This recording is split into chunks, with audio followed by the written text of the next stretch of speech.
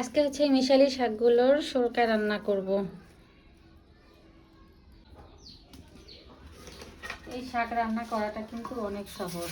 এবার প্রথমে হচ্ছে শাকগুলো দিয়ে দেব। এখানে অনেক প্রকারের শাক আছে। এটা হচ্ছে বথুয়া শাক, নাপা শাক, আলু শাক, তারপর হচ্ছে শাক আলু শাক, ডাঁটা শাক।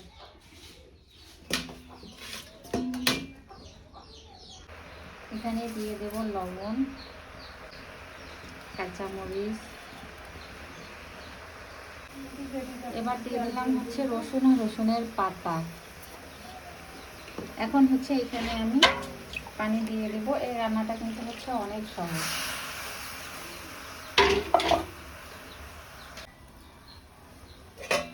এখন এখানে হচ্ছে আমি একটু খাবার সোডা দিয়ে দিচ্ছি।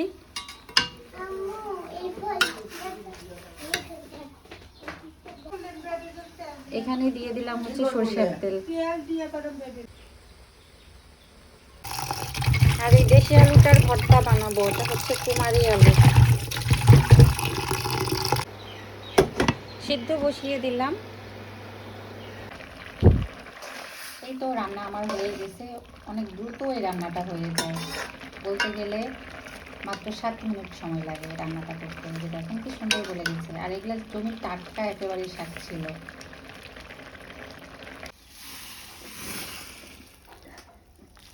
তো নামিয়ে ফেলা হয়ে গেল আমার সরকা রান্না।